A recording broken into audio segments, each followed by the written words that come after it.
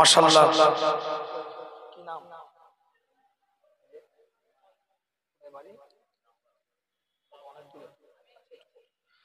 আমাদের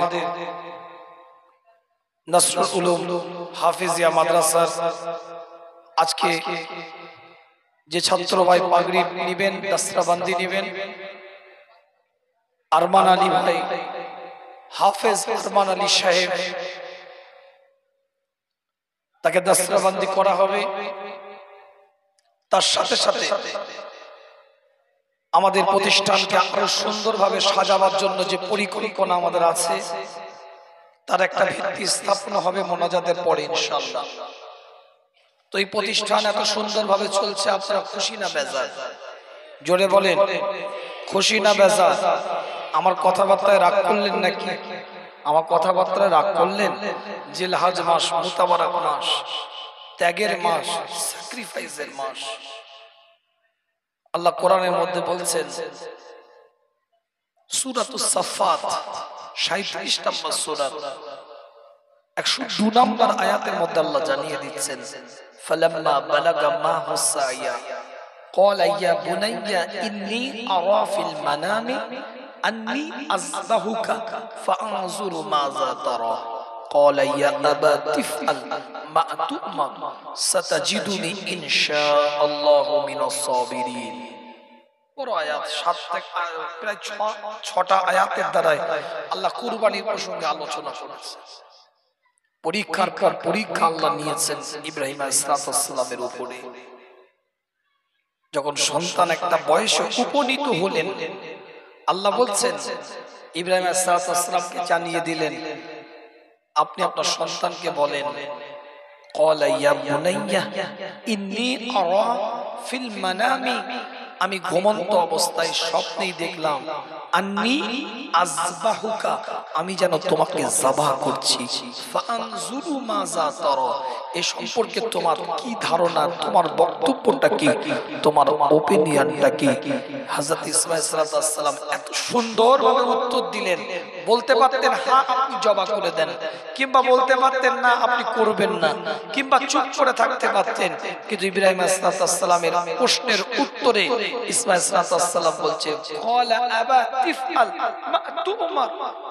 প্রত্যেকটা তাফসীরের রিওয়ায়াতের মধ্যে এসেছে, জালালাইন বলেন, মারিফুল কোরআন বলেন, কুরতুবী বলেন, বাইজাবি বলেন, সব মুফাসসিরিনরা বলছে ইসমাঈল সাল্লাল্লাহু সাল্লাম বলছে ক্বালা আবা তিফআল মা তু'মার।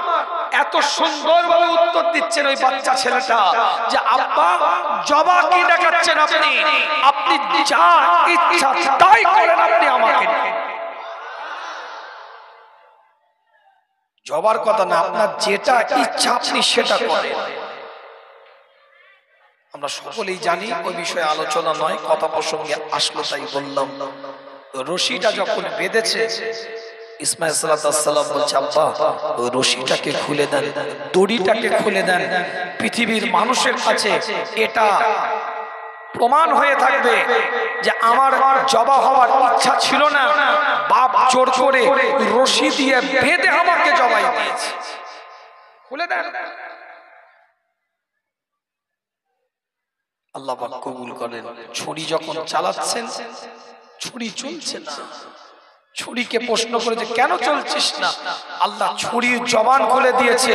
ছুরি বলছে আপনি একবার চলতে চলতে নির্দেশ দিচ্ছেন, আর আসমান থেকে খোদা 70 বার চলতে নিষেধ করছে। জোরে বলে, আরো জোরে বলে। যখন জোরে চালিয়েছে রক্ত বেরিয়ে গেছে, চোখ থেকে পট্টিটা খুলে নিয়েছেন, খুলে দেখছে জান্নাতি দুম্বা ওখানে জবাহ হয়ে গিয়েছে। ইসমাঈল আলাইহিস সালাম খেলা করছে, হযরত ইব্রাহিম আলাইহিস সালাম আওয়াজ দিয়েছে আল্লাহু আকবার, আল্লাহু আকবার। ইসমাঈল আলাইহিস সালাম বলছে লা ইলাহা ইল্লাল্লাহ। জিবরাইল আলাইহিস সালাম দেরিয়ে আছে, আল্লাহু আকবার, আল্লাহু আকবার, ওয়ালিল্লাহিল হামদ। আজ পর্যন্ত 5 দিন, বর্তমানে 16 তারিখ থেকে 20 তারিখের আসর পর্যন্ত এই 5 দিন এই দোয়াটা পড়া 5 ওয়াক্তের নামাজে উম্মতি মুহাম্মাদির জন্য আল্লাহ ওয়াজিব।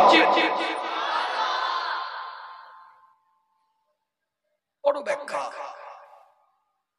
আল্লাহ পরীক্ষার পর পরীক্ষা নিয়ে গেছেন। কেন কথাটা বললাম? আলোচনা কোরআনের উপরে করার ইচ্ছা ছিল, কোরআনের মাদ্রাসা, যেহেতু তার সাথে সাথে আপনারা জুড়ে দিয়েছেন আমার হুজুর কেবলা সাবরে সানি।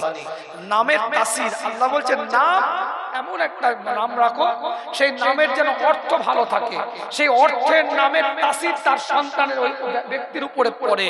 আমার চাচাজান হুজুরের নামও ছিল আবু ইব্রাহিম।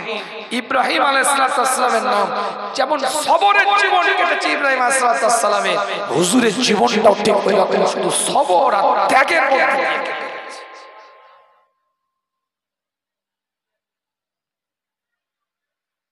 আল্লাহ সন্তান দিলেন না ইব্রাহিম আলাইহিস সালামকে, খুব ভালো করে বুঝবেন নামের তাসির কি দেখে। 80 বছর সন্তান দিলেন না। আল্লাহ যখন সন্তান দিলেন বললেন রেখে দিয়ে এসো। কোথায়? ইন্না আউওয়ালা বাইতি উদিয়া লিন-নাস লাল্লাযী বাক্কাতা মুবারাকান ওয়া হুদাল লিল আলামিন। সূরা আল ইমরান 3 নম্বর সূরা 96 নম্বর আয়াত। ওখানে রেখে দিয়ে এসো, পৃথিবীর প্রথম ঘর। একা রেখে দিয়ে চলে এলো, চলে যাও, চলে গেল। সন্তান দেয় নাই, আবার দিল, আবার আলাদা করে দিল, আবার আল্লাহ এক করলেন, আবার আল্লাহ বলছে জবাই করে দাও। এটা কি কম বড় ত্যাগ নাকি? কথা কিছু বুঝতে পারছেন? এক তো ছিল না, ছিল না, সে যেমন থাকার পরে আলাদা হওয়া আর এক কষ্ট, আবার আলাদা আলাদা ছিল, আবার মিল করলেন, মিল করার পরে আবার বলছে জবাই করে দাও। যে পরীক্ষায় আল্লাহ নিয়েছে সে পরীক্ষাতে ইব্রাহিম আলাইহিস সালাম পাস করে গেছে। যে পরীক্ষা আল্লাহ নিয়েছে সেই পরীক্ষাতে ইব্রাহিম আলাইহিস সালাম পাস করে গেছে।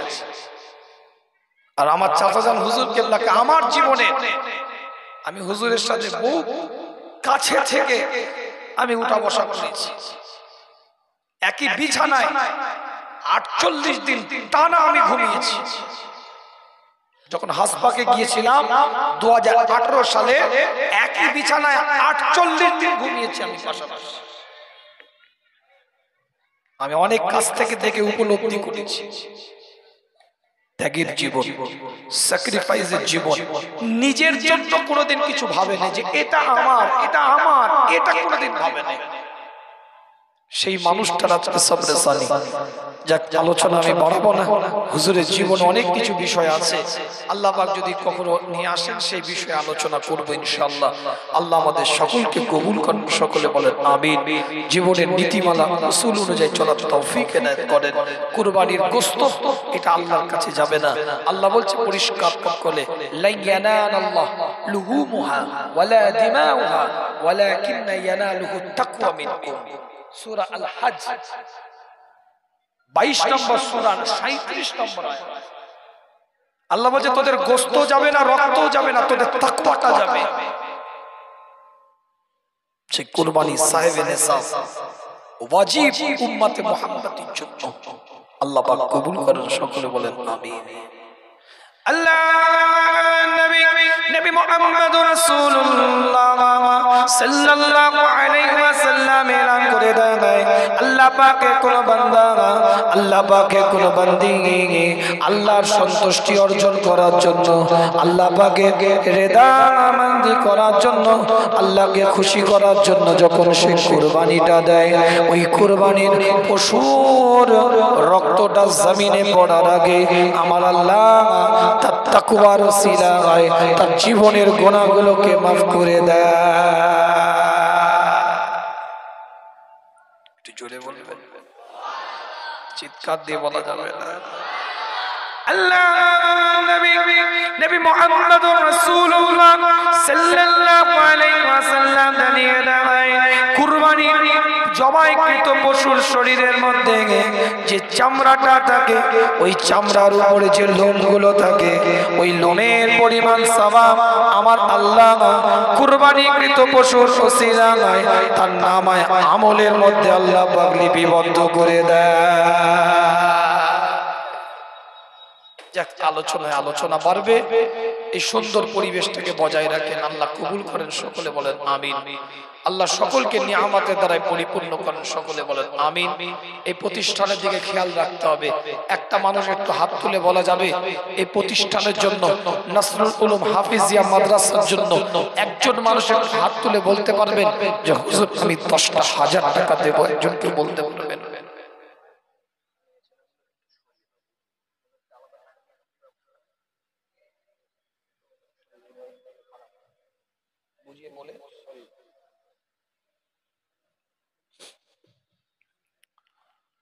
একজন ব্যক্তি কেউ আছেন 10,000 টাকা দেনেওয়ালা কেউ আছেন? একটু দোয়া চাইবো আল্লাহর কাছে, ফরিয়াদ করবো আল্লাহর কাছে। একজন ব্যক্তি কেউ আছেন 10,000 টাকা দেনেওয়ালা? 10,000 টাকা দেনেওয়ালা কেউ আছেন? আল্লাহর কাছে একটু দোয়া করি, মুসাফির হালাতে আপনাদের পীরের আওলাদ একটু ফরিয়াদ করি আল্লাহর নবীর ঘরের জন্য। একজন মানুষ দেখি একটু হাত তোলে, একটু হাত তুলে বলা যাবে না 10,000 টাকা দেনেওয়ালা?